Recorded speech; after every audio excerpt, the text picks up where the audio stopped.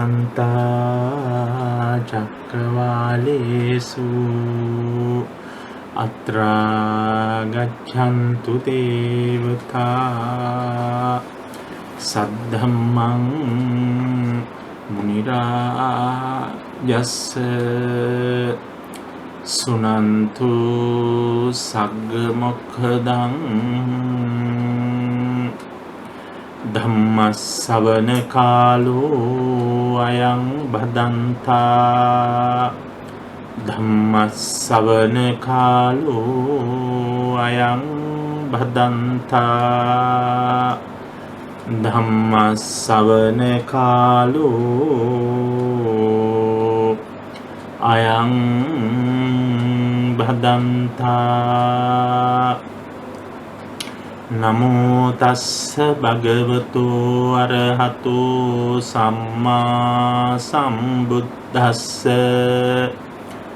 නමෝ තස්ස භගවතු අරහතු සම්මා සම්බුද්දස්ස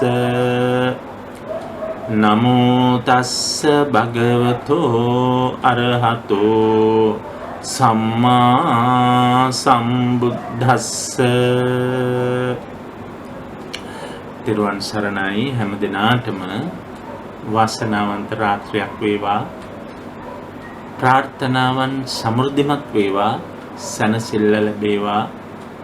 සියලු දෙනාටම නිදුක් නිරෝගී සුවයම සැලසේවා.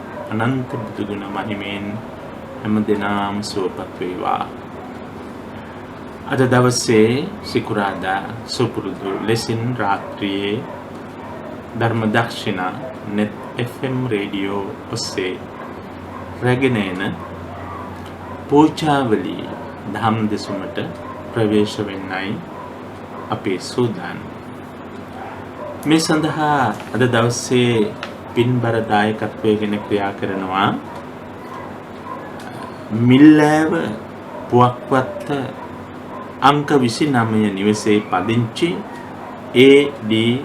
ජයවර්ධන මහත්මයා විසින් මේ පරලෝසපත්වන්ට යෙදුණු තම ආදරණීය භාර්යාව ප්‍රධාන සියලු ඥාතීන්ට පුණ්‍යානුමෝදනා කිරීමේ පරම අරමුණ පෙරදැරිවයි ඒ.ඩී. ජයවර්ධන මහත්මයා අද දවසේ මේ සඳහා තම දායකත්වයෙන් ක්‍රියා කරන්නේ. එතුමාගේ සියලු බලාපොරොත්තු ප්‍රාර්ථනාවන් පුණ්‍යානුමෝදනාවන් ඉෂ්ට සමුද්ද වේවායි අපි බොහෝම හෘදයාංගමව කරුණාබර සිතින් පතමින්ම අද දවසේ දෙසුමට පිවිසෙන්නේ. අපේ දෙසුම් අසන බොහෝ දෙනෙක් විවිධාකාර අදහස් අප වෙත රැගෙන එනවා. දුරකථනයෙන්, අන්තර්ජාලයෙහි විවිධ මාධ්‍ය මගින්, ලිපි මගින් දේශනාවන් පිළිබඳව තමන් තුළ පවතින විවිධ අදහස් අපට ඉදිරිපත් කිරීම අපට ඊටාම සන්තෝෂයට කාරණාවක් හැටියට අපි දක්වනවා. රුවන්වැල්ල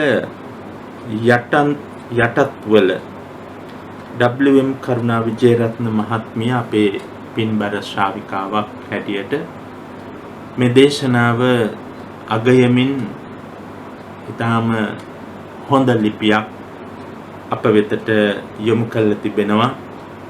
විශේෂයෙන් එය කියා සිටින්නේ පාසල් ජීවිතයේදී පවා අසන්ට කියවන්ට නොලැබුණු, පුවත්පතකින් ගුවන් විදුලියකින් පවා අසන්ට නොලැබුණු උතුම් ධර්මයක් පූජාවලිය මේ දේශනා මාලාව තුළ තමාගේ සිත් ගන්නා බව. බුද්ධ ධර්මයත් බුද්ධ චරිතයත් ඉගෙන ගැනීමට මෙය සැබවින්ම පාසලේ පාඩමක් ලෙසින් තමන් හොඳින් සවන් දෙන බව. එමෙන්ම ඇය ප්‍රකාශ කර සිටින්නේ ආරම්භයේහි දක්වන පෙරවදන ඉතාමත් කාලෝචිත බවත් වැදගත් බවත් දෙසුම අවසානයේ ගැයෙන ගීතයද දේශනාවට ලොකු අරුතක් එක්කිරීමෙන් ඇති කරන විවිධත්වය පිළිබඳව ඇගයීමක් කර තිබෙනවා. අවුරුදු 78ක් වන එතුමියට අපි ආශිර්වාද කරනවා. තවදුරටත් මේ උතුම් දෙසුම් අසමින් ධර්මාවබෝධය ලබා ගන්නට වෙහෙසෙන ලෙස වැලිපැන්න හොරවල මල්ලතු කන්ද පාරේ නයොද්‍ය තත්සර පුතණුවන් පාසලක ඉගෙන ගන්න 9 වෙනි ශ්‍රේණියේ දරුවෙක් නිරන්තරයෙන් අපගේ ධර්ම දේශනාවන් අසන බවත් එයින් බොහෝ දේ ජීවිතයට එකතු කරගන්න බවත් ඉල්ලා කියා සිටින ඒ පුතුගේ අධ්‍යාපනය සඳහා පරිගණකයක ලැප්ටොප් පරිගණකයක අවශ්‍යතාව ඇති බව මේ ලිපියේ සඳහන් කර තිබෙනවා. කිසියම් පුණ්‍යවන්ත ශ්‍රාවකෙක් ඒ වෙනුවෙන් ඉදිරිපත් වීමට කැමැත්තක් තිබෙනවා නම් අප වෙත දැනුම් දෙන්නයි මා බොහෝම පුණ්‍යානුමෝදනා පූර්වකව අද දවසේ බණහන අපේ ශ්‍රාවකයන්ට මතක් කරන්න කැමතියි. පසුගිය ඉරිදා දවසක පුවත්පතක පළ වූ විශේෂාංග ලිපි අතරෙහි අවධානයට යොමු එක් වැදගත් ලිපියක් මේ දේශනාවේ පෙරවදනට ඉදිරිපත් කරන්නයි බණ අසන ශ්‍රාවකෙක් දුරකථනයෙන් අපට කියා සිටියා. ඒ ලිපිය කෙරෙහි සැබවින්ම අපගේ අවධානය යොමු විය යුතුමයි. මෙහි සිරස්තලය තිබෙන්නේ සියලු අධ්‍යාපන බලධාරීන්ගේ අවධානය පිණිසයි. බලංගොඩ ගමක ඉංග්‍රීසියෙන් කතා කරන දරුවන් හදන මුරකාර ගුරුතුමා කියලා මේ ලිපියේ සිරස්තලය සඳහන් වෙනවා. ඒ පාසල බලංගොඩ වැලිගෙපොළ පොල්ලමුර වීරසේකර විද්‍යාලයේ හැටියට මෙහි සඳහන් වී තිබෙනවා. ඒ කතා පුවත දීර්ඝ මා ඔබට වචනකින් දෙකකින් පමණක් කියා සිටින්නේ සැබවින්ම තමන්ගේ කාර්යභාරය පිළිබඳව නොසිතන රාජ්‍ය නිලධාරීන් සේවකයන් හුඟක් වෙලාවට සිටින වටපිටාවක පාසලක මුරකරුවෙක් කවදාවත් ගුරුවරයෙකුගේ කාර්යභාරය කරાવી කියලා අපි කල්පනා කරන්නේ නැහැ. එහෙම කරන්න දෙන්නෙත් නැහැ. ඒත් මේ මුරකරුවා සුවිශේෂී. ඔහුගේ නම යූ.එම්. නිහාල් අජන්ත උදුගොඩ. ජීව විද්‍යාංශයෙන් උසස් පෙළ හදාරපු මේ අජන්ත බලංගොඩ පොල්ලමුර වීරසේකර විද්‍යාලයේ අනධ්‍යයන කාර්ය මණ්ඩලයේ 3 වෙනි ශ්‍රේණියේ සේවකයෙක්. දැන් 15ම ශ්‍රේවකයෙක් හැටියටයි ඔහු කටයුතු කරන්නේ. ඔහු මේ පාසලේ සේවය කරන අතරේ බොහෝම දුෂ්කරව ඉංග්‍රීසි ඉගෙනගෙන තියෙනවා. කොච්චර වටිනවද කියලා බලන්න. මේ බලංගොඩ ඈත ගමක පාසලක මුරකරුවෙක් මේක රටට ආදර්ශයක්. හුඟක් වෙලාවට දරුවන්ට ආදර්ශයක්. පහසුකම් නැහැ කියලා අවශ්‍යතාව බැහැර කළා නැහැ. බලංගොඩ මේ ඈත ගමේ ඉඳන් කුරුණෑගල මාවත ගමට ඇවිල්ලා ඉතාම විශිෂ්ට ඉංග්‍රීසි ගුරුවරයෙකුගෙන් සෑම සතියන්තයකම ඉංග්‍රීසි ඉගෙනගෙන පාසලේ දරුවන්ට උදේ 5 ඉඳන් 7:00 වෙනකන් මේ මුරකරුවා ඉංග්‍රීසි උගන්වනවා. අද ඒ පාසලේ දරුවන් සියලු දෙනාම මේ මුරකරුවාගේ ගෝලියෝ වෙලා මුරකරුවාගේ ශිෂ්‍යෝ වෙලා මුරකරුවාගෙන් ඉංග්‍රීසි උගෙන ගන්න තත්ත්වයටපත් වෙලා. ඉතින් ඒක නිසා මේ දීර්ඝ ලිපිය මං හිතනවා අපේ රටේ බොහෝ දෙනාගේ අවධානයට යොමු විය යුතුයයි මා කල්පනා කරන්නේ. තම තමන්ගේ කාර්යභාරය පිළිබඳව යම්කිසි අවබෝධයක් ඇති කර ගැනීම සඳහා අපට පහසුකම් නැහැ. ඒක අපේ වැඩක් නෙමෙයි. අපි ඕව කරන්නේ මොකටද? ඔහොම කියලා වගකීමෙන් මිදලා නිදහස් වෙලා වෙලාවට ඇවිල්ලා වෙලාවට යන්න සූදානම් වෙලා ඉන්න අපේ රටේ රාජ්‍ය සේවක සේවකාදීන්ට මෙතුමා නම් හරිම ආදර්ශයක් කියලා අපි එතුමාට ආශිංසනය කරනවා, සුබ පතනවා අද ධර්ම දේශනාවේ පෙරවදනින්. අද අපි ඔබට කියන්නේ පූජාවලි 105 වෙනි දහම් දෙසුම. 104 වෙනි දෙසුමේ සාරාංශයක් මේ අතරටම එකතු කරන්නට මා කැමතියි. සේරිවාණික ජාතකය. අපි පසුගිය සතියේ සිකුරාදා රාත්‍රියේ බුද්ධ පුත්‍ර හාමුදුරුවෝ බොහොම අපූර්වට සේරිවාණික ජාතකය තුල කෙනෙකුගේ සිතක වෛරය, ක්‍රෝධය ආරම්භයක් බවට පත් වුනහම ඒක කොයි තරම් බරපතල ලෙස භවයෙන් භවයට විකාශනය කරනවද? ඒක භවයෙන් භවයට ඒක පරිගැනීමක් බවට පත් වෙලා ගමන් කරනවාද කියන සාකච්ඡාව තමයි පෙර දෙසුමේදී මා ඔබට කියා දුන්නේ. ක්‍රෝධාවේග ගැන විශේෂයෙන් කිව්වා.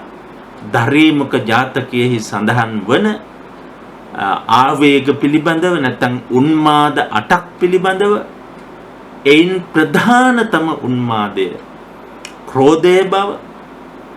ඒක හටගන්න හැටි පුංචි තරහක් සිතක ඇති වුනහම ඒ තරහව නැති කරගන්න වෑයම් කරන්නේ නැතුව ඒ තරහව ටිකෙන් ටික වර්ධනය කරගන්නට වෑයම් කරන කෙනෙකුට අවසානයේ එයින් ඇතිවෙන පීඩනය, එයින් ඇතිවෙන බිහිසුණු ප්‍රතිඵලය ඉතාමත් දරුණු විය හැකි බව අපි ඔබට ඒ පසුගිය දෙසුමින් කියලා දුන්නා.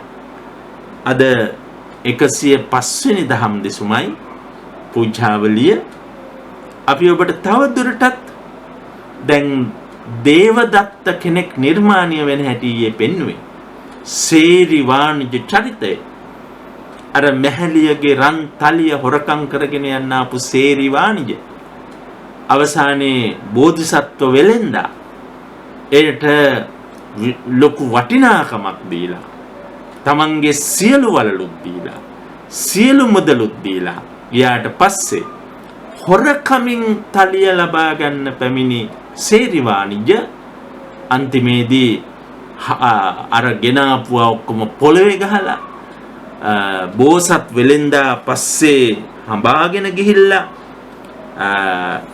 කරපු වෛරී ප්‍රාර්ථනාවක් තමයි අන්තිමට මං හිතන්නේ දේව දත්තෙක් වෙලා හැම භවයකම බෝසතුන් පසුපස හඹාගෙන එන්නේ. එතකොට දැන් මම නැවත මතක් කරනවා එදා දෙසුම අසන්ට බැරි වුණු කෙනෙකුට පූජාවලි හාමුදුරුවෝ කියන මේ ප්‍රබල ප්‍රකාශනය මේ බලන්න සේරිවාණිජ වෙලෙන්දගේ වචන ටික තෝ දැන් මෙබඳු ධනහානියක් කොට මාගේ රන්තලිය හැරගත්තා ಜಾති ಜಾතියෙහි නසම්වයි කියන්න එපා.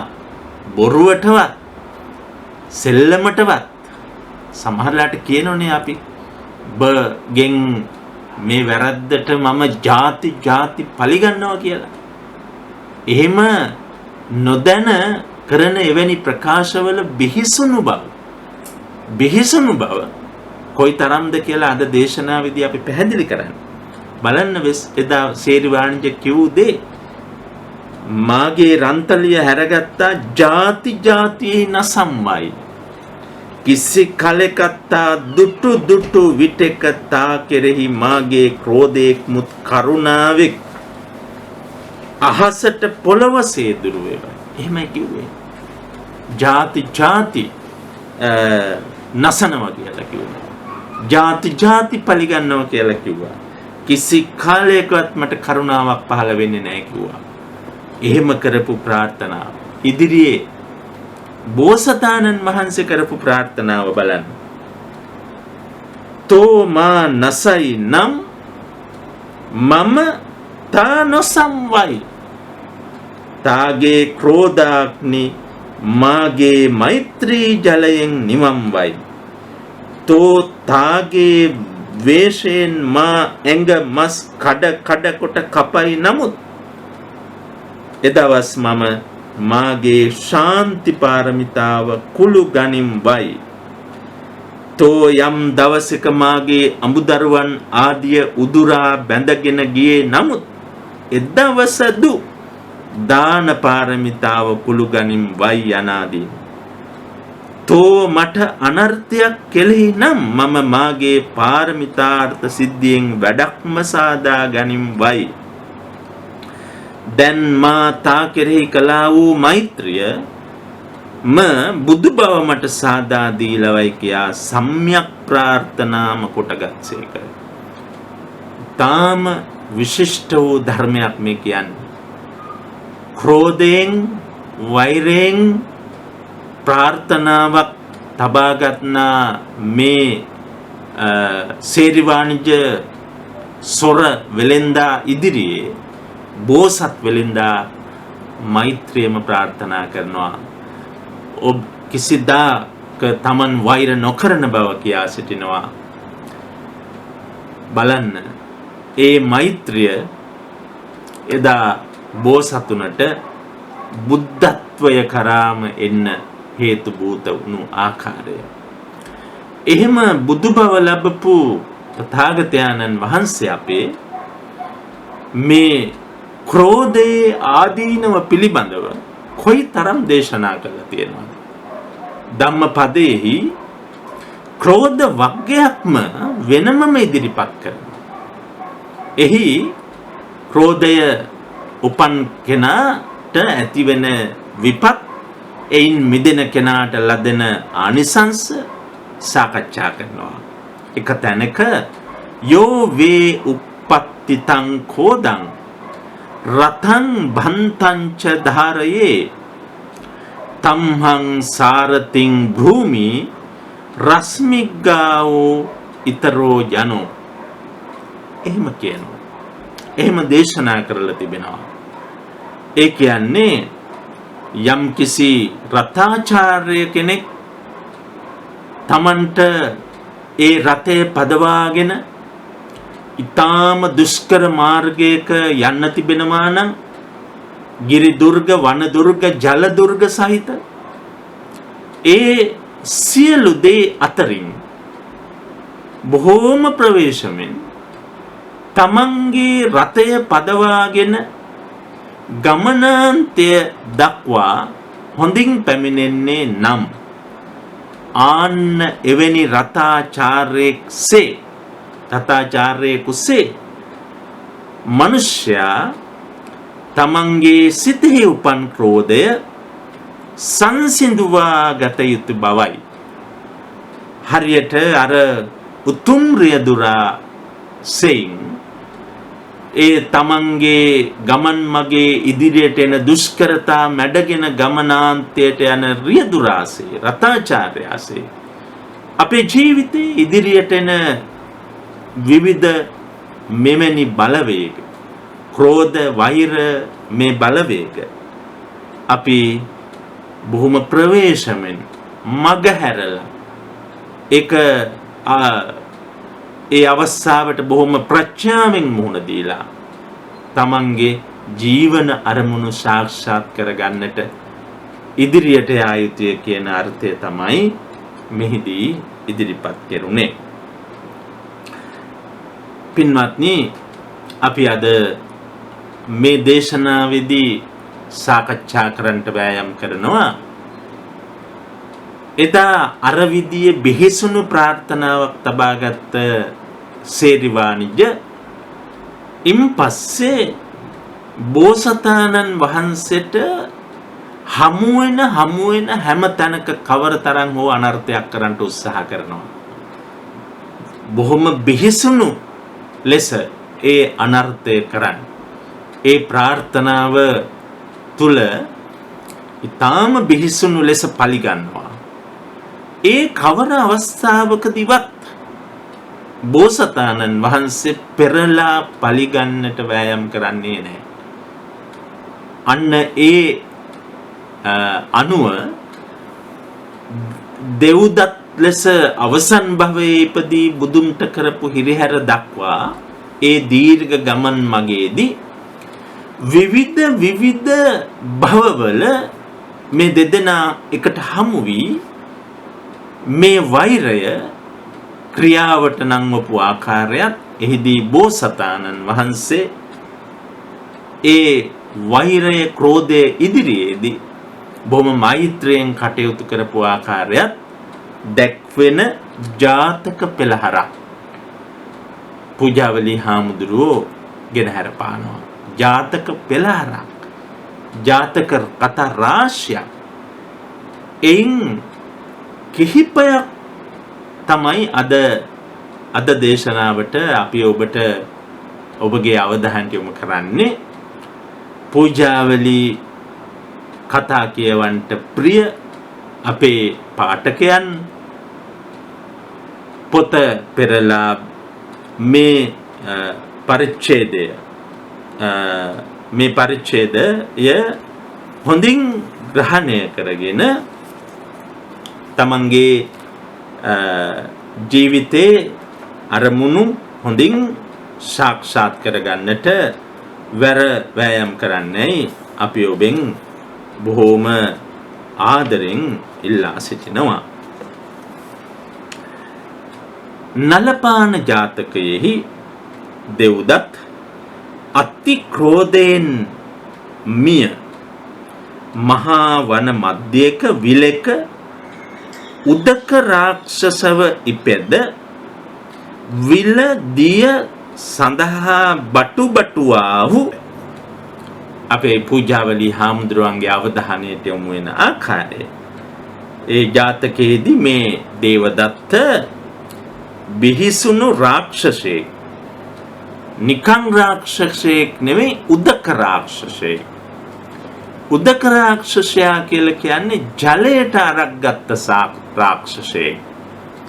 ඒ නිසා මේ විලක එක්තරා විලක ඒ වතුරට අරක් ගත්ත රකුසෙක් වෙලා ඉපදිලා ඒ විලට පැන් පිනිස බසින සියලු ප්‍රාණීන් මරා ගොදුරු බවට පත් කර ගැනීමයි එදා දෙව්දත්ගේ හැසිරීම. ඒ වෙලාවේ මාගේ ශ්‍රී මහා බෝධිසත්වයෝ ඒ ජාතියෙහි 80,000ක් වඳුරන්ට රජව ඉපැද ඒ වෙනෙහි ඇවිදිනාසේ. ඔන්න බලන්න බෝසතාණන් වහන්සේ කවුරු වෙලාද උපදින්නේ? වානර රජෙකු වෙලා. වානර පිරිස කෙතරම්ද? 80,000ක්. එහෙමයි කියන්නේ.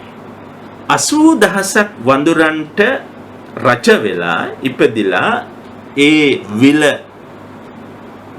පැවති වනයෙහි සැරිසරනවා. ඔහුගේ විලට පැමිණ බලබලා සිටියදීම හුණු දඬු තුඩ තබාගෙන ගොඩ සිටම සිස්සේ පැන්බී 80,000ක් නෑයන් හා සමග ජලස්නානය කොට සිස්සේ වැඩිසේක. මං හිතන්නේ මේ කතාව ඔබ අසා තිබෙනවා. නල පාන ජාතකය කියන එකයි නලයෙන් ජලය බිව්ව බටයකින් වතුර බිව්ව ජාතකය. එතකොට මේ බටය තමයි උණ දඬු කියලා කිව්වනේ. අපේ වනාන්තරවල උණ සහ බට කියලා දෙකක් තියෙනවා. සමහර අය දෙකටම එකක් කියලා පාවිච්චි කරනවා. නමුත් බට කියලා කියන්නේ වෙන જાතියක්. ඒක පොඩි ගහක්. ඒක මැදින් සිදුරක් තියෙනවා. උණ ගහ ලොකු ගහක්. ඒක මැදිනුත් සිදුරක් තියෙනවා. ඒක ලොකුයි. මේ වෙලාවේ මේ බෝසත් වඳුරා තමන්ගේ 80000ක් ජනයා රැකගන්නේ කොහොමද කියලා බලන්න. එක වඳුරෙකුටවත් පොකුණට බහින්න දෙන්නේ නැහැ. එක වඳුරෙකුටවත්. මොකද දැන් මේ රකුසට වතුරෙන් උඩට එන්නත් බෑ. ඔහු අරක්ගෙන ඉන්නේ විලට පමණයි. විලෙන් ගොඩට පැමිණ ජීවීන් ගොදුරු කරගන්නට ඔහුට බෑ. එනිසා ජලයට බට ප්‍රාණීන්නේ කනවා කියලා කිව්වා.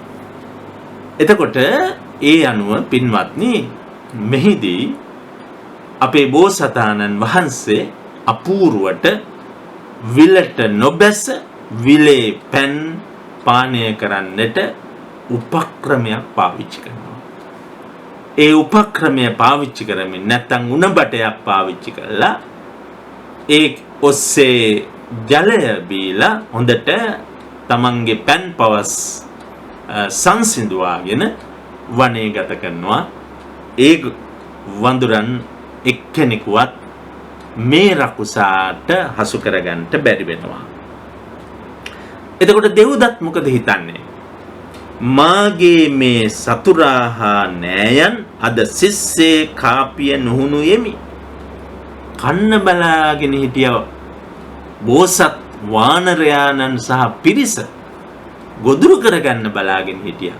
ඒක කරගන්න බැරි වුණා කියලා ඔන්න රකුසා හිතනවා.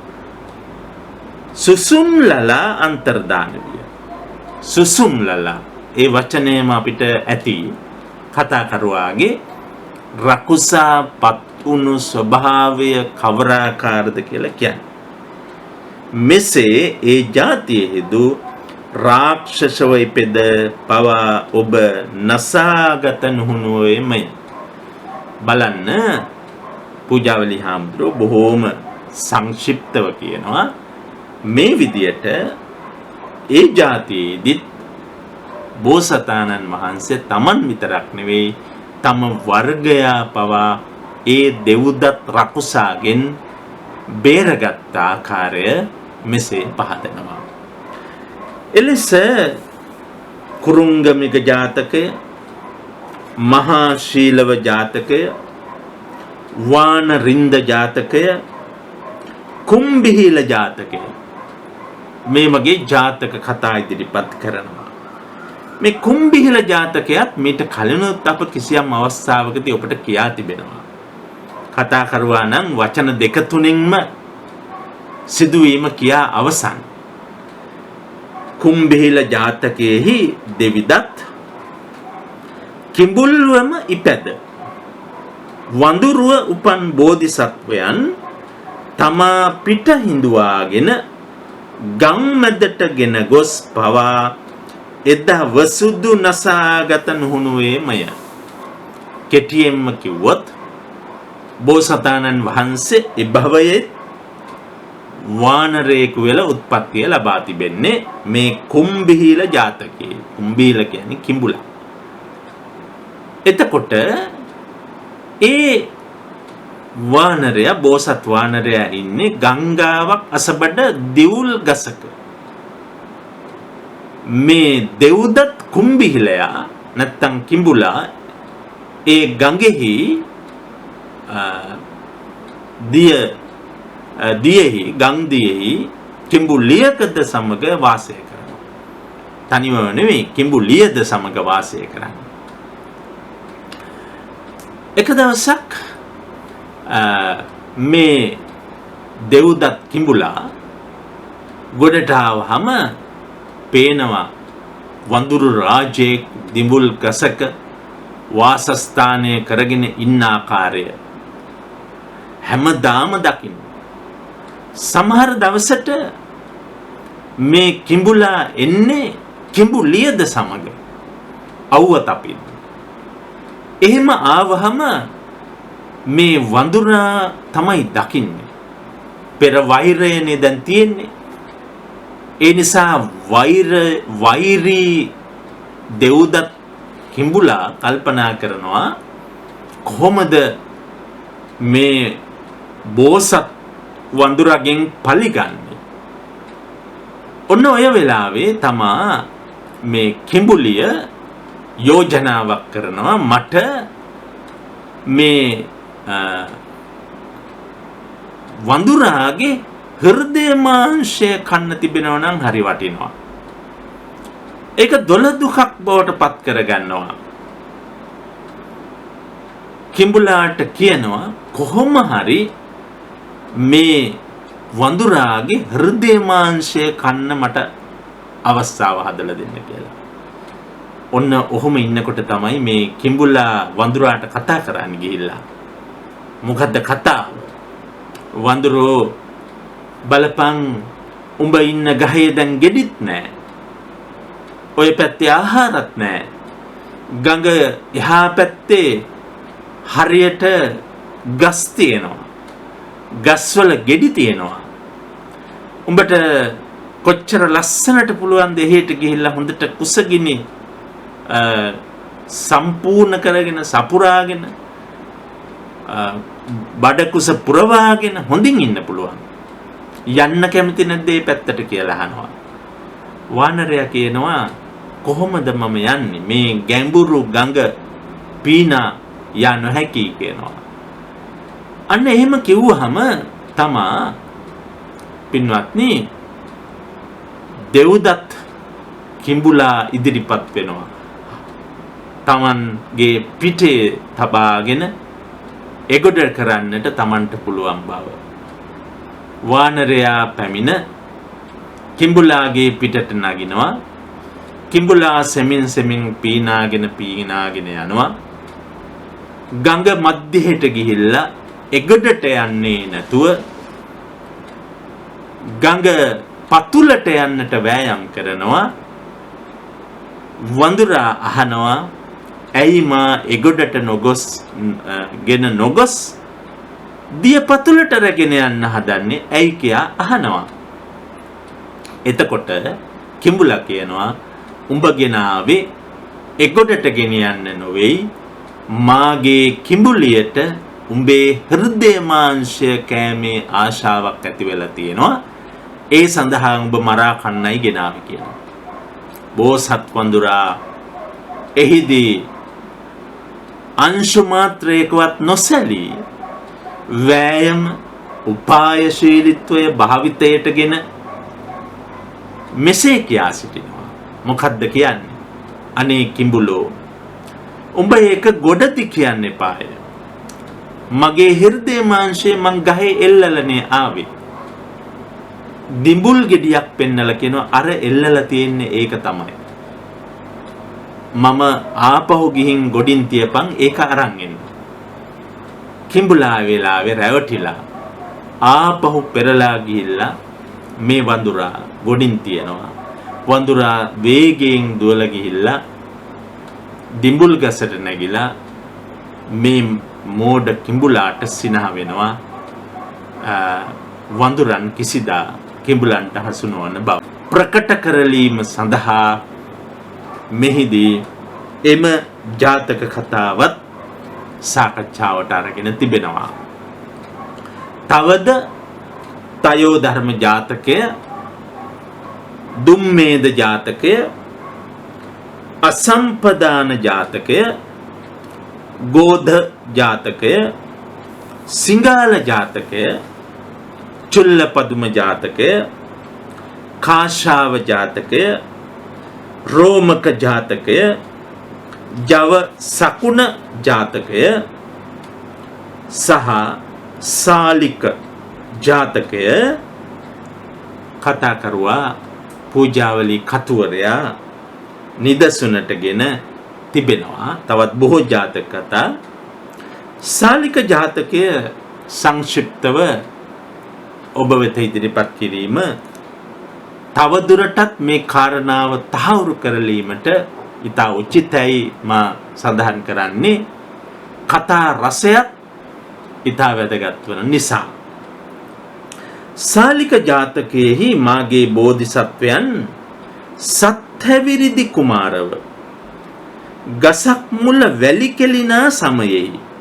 පැහැදිලි ඔබට මෙහිදී බෝධිසත්වයන් වහන්සේ අවුරුදු 7ක කුමාරයෙක් වෙලා ගහක් මුල වැලි කෙලිනාවදී කියන්නේ සෙල්ලම් ක්‍රීඩා කරන කාලයේහි දෙව්දත් කොහෙද ඉපදුනේ? දෙව්දත් වෙදකුලෙහි ඉපැදව මග යනුවේ පාරේ යමින් ඉන්නවා වෙදෙක්.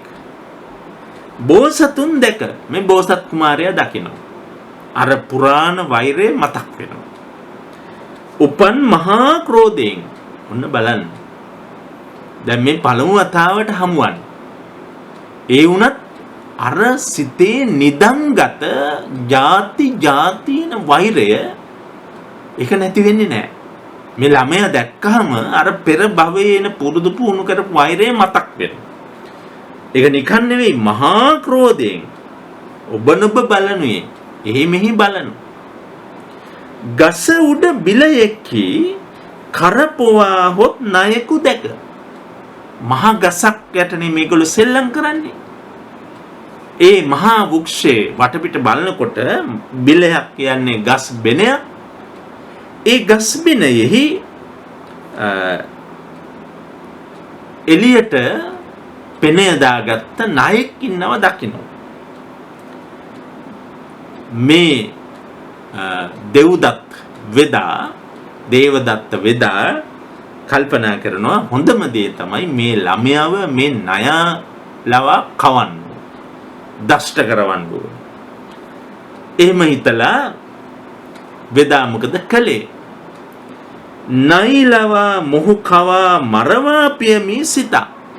හිතුවා එහෙමයි. මේ ණයාලවා කවන්න ඕනේ මරන්න ඕනේ කියලා බොහොම ආදරයක් පෙන්නලා පැටව තෙල බිලයේ කරපුවාලා හෝනා සැලලිහිනි පැටියන් අල්ලාගෙන නොකෙලෙන්නයි කියේ.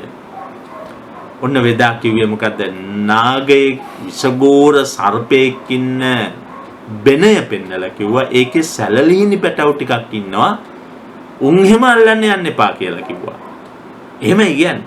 උන් එහෙම අල්ලලා සෙල්ලම් කරන්න ගන්න එපා කියලා කිව්වා. බෝධිසත්වයෝ ඔහුගේ වංචාව නොදැන මේ අවුරුදු 7 බෝසත් කුමාරයා මේ වෙදාගේ වංචා සහගත කටක ජාතකය, මහා පදුම ජාතකය, අම්බ ජාතකය,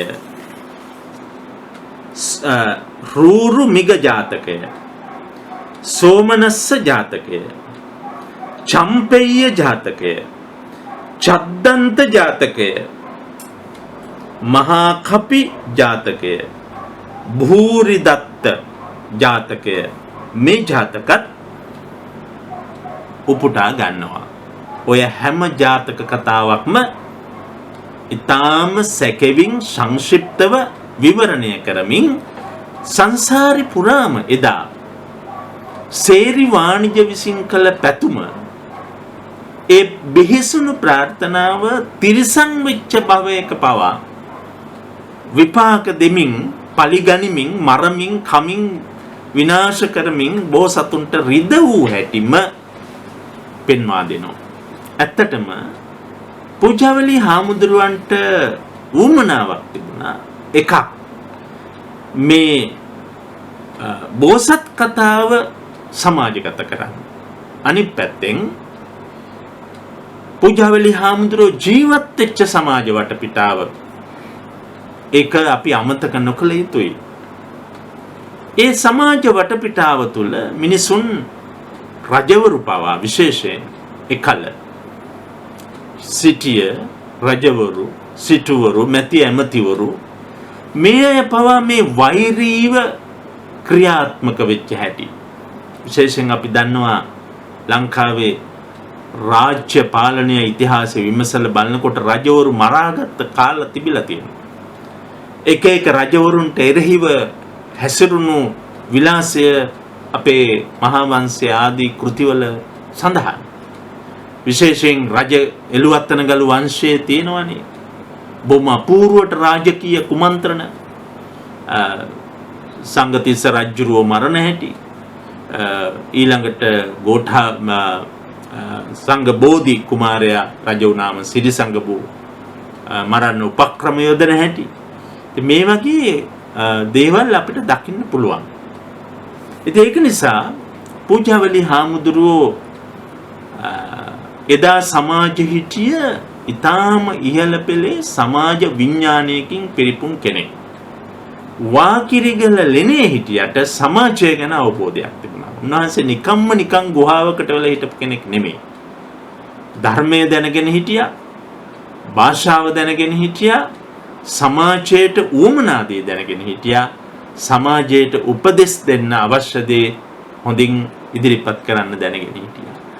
ඒ නිසා තමයි නැත්නම් මේවා ඊටාම සැකෙවින් ගුරුළුගෝමි පඬිවරයා අමාවතුර ලිව්වා වගේ සංක්ෂිප්තව අවසන් කරන්න තිබුණා.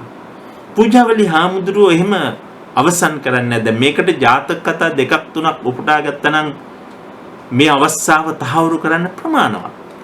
එහෙත් නැවත ජාතක පාළිය සොයා එහි මේ වෛරය කුළුගැන්වුණු අවස්ථාවන් ඉස්මතු කිරීමෙන් සමාජයට පණිවිඩයක් දෙන්න උත්සුක වෙලා තිබෙනවා. ඒක අපි අමතක නොකළ යුතුයි. එදා සමාජයේ වෛරී සමාජයක්, වෛරය බෙදා හදාගත්ත සමාජයක්. ඒක එදාට විතරක් නෙමෙයි පින්වත්නි, කවර කාලයකට වුණත් වෛරය බෙදා හදා ගන්න උත්සාහ කරනවා නම් එවැනි සමාජයකට මේ පූජාවලිය කොයිතරම් යාවත් කාලීනදයි කියලා බලන්න. මේ කතා වලින් ඉස්මතු කෙරෙන අදහස් මේවා අපේ තථාගත දර්ශනයේ කොටස්. මේවා ආකස්මිකව පහළ වෙච්ච දේවල් නොවේ.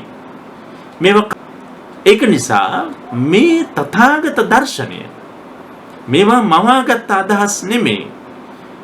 ඒ නිසා ජාතක කතාව, ජාතක ගාථා සම්ණය, ජාතක අටුවා ගැටපදය මේ සියල්ල භාවිතාවට අරගෙන ඒවයි තිබුණු අදහස් අපූර්වට පූජාවලි හාමුදුරුවෝ මෙලෙස රැගෙන විකසිත කරනවා. බූරිදත්ත ජාතකයේහි මේ මාගේ ස්වාමි දරුවන් බූරිදත්ත නම් නාරජව. ඔන්න ඒ භවයේදී බෝසතාණන් වහන්සේ නාගරාජයෙක් වල උත්පත්තිය ලබනවා. දෙව්දත් වැඩි පුත්‍රව ඉපෙද බෝසතුන් දැක උපන් මහා ක්‍රෝධ ඇතිව. දැන් පේනවනේ බෝසතුන් නාගරාජයේ, දෙව්දතුන් වැඩි රාජයේ. එතකොට දකින්නකොටම ක්‍රෝධය මතුවෙනවා. ඒක පුදුම දෙයක්. ඒක මතක තියාගන්න මේක මානව සමාජයට බෙහෙවින් අදාළයි. මේ වෛරය, ක්‍රෝධය තමන්ගේ අර අපි පසුගිය දේශනාවේ පැහැදිලි කරානේ අනුසය, පරිඋත්ථාන සහ වීතික්කම කියලා වශයෙන් මේ සිතේ නිදා සිටින දෙයක්. ඒ නිදා සිටින දේ මතුවෙලා ඉස්මතු වෙලා ක්‍රියාවට නැංවෙනකොට, ප්‍රතික්‍රියාවක් බවට පත් වෙනකොට ඒක කොච්චර බිහිසුණුද? අනේක තමයි මේ කියන්නේ. මහා ක්‍රෝධයක් ඇති වෙනවා. මේ වැද්දට වෙන නයින් දැක්කම එහෙම වෙන්නේ නැහැ. හැබැයි මේ බෝසත් නාගරාජයා දුටු කල්ලිම ක්‍රෝධාවේගය ඉස්මතු වෙනවා. බෝසතුන් අල්ලාගෙන හිස සිසාරා බිම අපුලා විලුඹෙන් 3 වාරයක් මැඩ කටලේ වගුරා දල කඩා හැර නොඑක් පීඩා කෙරේ. කොච්චර දේවල් කරාද කියලා බලන්න. මේ නාගයා අල්ලාගෙන හිස සිසාරා ඔළුව වටේ කරකවලා බිම අපුලා පොළවේ ගහලා විලුඹෙන් 3 වාරයක් මැඩ විලුඹෙන් ඔළුවට 3 පාරක් ඇනලා කට ලේ වගුරා ඒ බෝසත් නාගයාගේ මුඛයෙන් ලේ වැగిරෙද්දි දල කඩා හැර නොඑක් පීඩා කෙරෙයි. ඒත් මාගේ ස්වාමි දරුවෝ අද මම ක්‍රෝධයක් කෙලෙන්නම් මාගේ එක දත් හස්සකින් ගියා වූ එක විස බිඳුවකින් මොහු තබා මුළු ලොවත් දවා පියමි.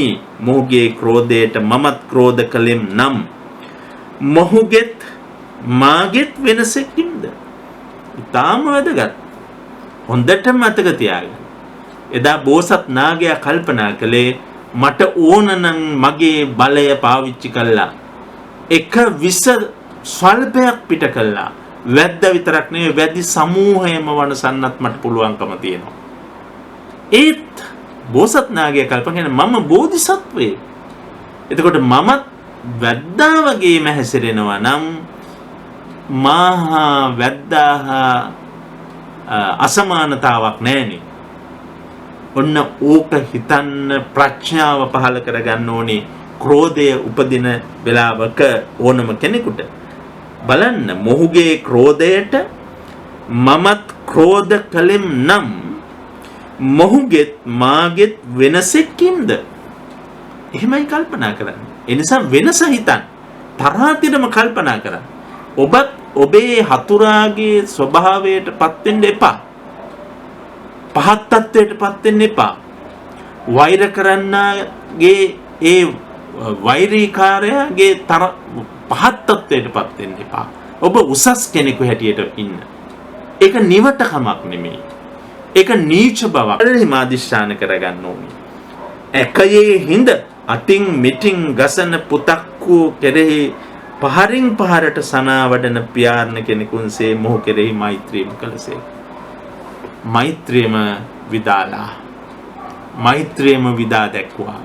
හරියට ඔඩොක්කුවේ ඉන්න පොඩි දරුවෙක් හුරතලයට තාත්ත කෙනෙකුගේ ඔළුවට ඇඟට මුහුණට අතින් පයින් පහර දෙනකොට තාත්ත කෙනෙක් කොච්චර සතුටින් ඒක ඉවසනවද? ආන්න ඒ ඉවසීමේ ස්වරූපයෙන් මෛත්‍රියම දක්වමින් අපේ බෝසතාණන් වහන්සේ එදත් හැසිරුණා. ඒ විදියට තමයි දේවදත්ත සංසාරේ පසුපස තමන්ට වෛරී කර එන හැමතැන් හිමිදිම තමන් ඒ පහත් පුජ්‍යලයාගේ තැනට වැටෙන්නේ නැතුව තමන්ගේ උසස් බව අමතක කරන්නේ නැතුව ක්‍රියා කිරීමේ ප්‍රතිඵලය තමයි බුද්ධත්වය කියලා කියන්නේ. මණිචෝර ජාතකය නිදසුනට ගන්නවා. ධර්මද්වජ ජාතකය නිදසුනට ගන්නවා. උපාහන ජාතකය නිදසුනට ගන්නවා. ගුත්තිල ජාතකය ඔබ හැමෝම දන්න ගුත්තිල මූසිල සටන. තිත්තිර ජාතකය නිදසුනට ගන්නවා. කණ්ඩහාල ජාතකය නිදසුනට ගන්නවා. මහා උමන්දා ජාතකය උම්මග ජාතකය නිදර්ශනයට ගන්නවා. මහා පිංගල ජාතකය නිදර්ශනයට ගන්නවා. මහා විස්සන්තර ජාතකයත් නිදර්ශනයට ගන්නවා. ධර්මපාල ජාතකය, ශාන්තිවාදී ජාතකය, චේතිය ජාතකය, චූලනන්දිය ජාතකය, ධර්ම ජාතකය, පණ්ඩර ජාතකය, මහා කපි ජාතකය වැනි ජාතක කතා නිදර්ශනයට අරගෙන අවසානයේ දේවදත්ත මෙහෙම පව් කරමින් ඇවිල්ලා බුදුන්ගේ සමයේ දෙව්දත් බවට පත් වී පොළොවේහි ගිලූ පරිදි පොළොව පලාගෙන මහ පොළොවේ ඒ මහා නරකයට ගමන් කළ ආකාරය දක්වාම කතාව මෙහි සඳහන් වෙනවා. අපි ඒ කතාව ඊළඟ දවසේ ඔබ හමුවේ තබන්න සූදානම් වෙමින් අද දවසේ අසන්නට සලසන්නේ විශේෂිත ගීයක් කියලායි මම හිතන්නේ. අල්හාජ් මොහිදින් බෙක් අපේ බුදුගුණ ගැයූ මුස්ලිම් ගායකයා. ඔහු අඟුලිමාල චිත්‍රපටයට ගායනා කරපු කරුණාරත්න අබේසේකරයන් රචනා කළ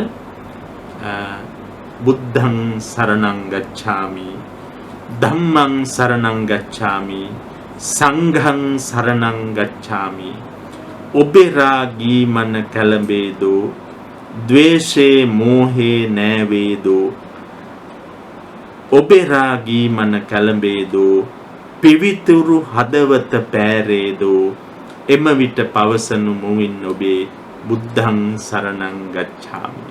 ඊටම අපූර්වට ක්‍රෝධය වෛරය වගේ අදහස් මොකද අඟුලිමාල චරිතය පාදක කරගෙන රචනා වෙච්ච ගීතයක්. අන්න ඒ ගීතය අසන්නට ඇරියුම් කරමින් පුණ්‍යානුමෝදනාවට පිවිසෙනවා.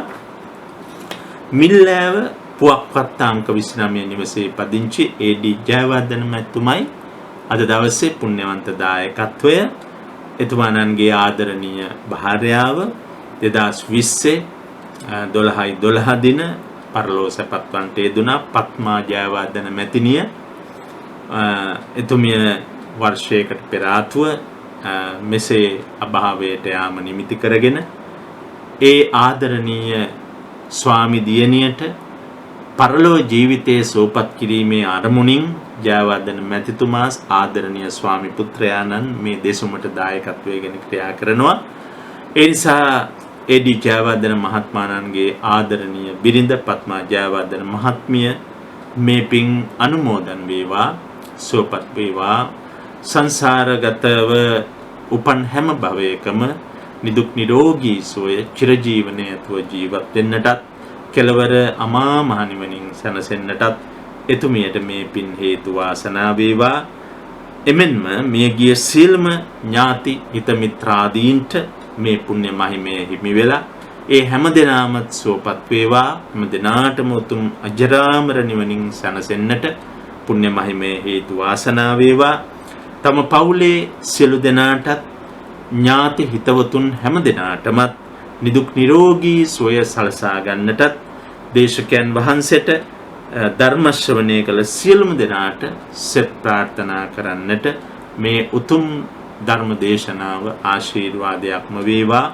මිල්ලෑව පුවක්පත් අංක 29 නිවසේ පදිංචි ඒ.ඩී. ජයවර්ධන මහත්මයාණන්ට නිදුක් නිරෝගී සුවය චිරජීවනයේ වේවා. කරන කියන හැම දෙයක්ම හොඳින් යෙහෙන් කරගෙන වාසනාවන්තව දිවි ගෙවන්න ඔබතුමන්ට මේ පින් හේතු වේවා.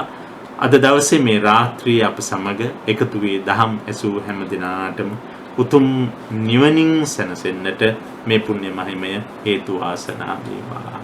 ආකාසට්ඨා ච බුම්මට්ඨා දේවා නාග මහිද්దికා පුඤ්ඤන්තං අනුමෝදිත්වා චිරං රක්ඛන්තු ශාසනං චිරං රක්ඛන්තු දේශනං චිරං රක්ඛන්තු ත්වං සදා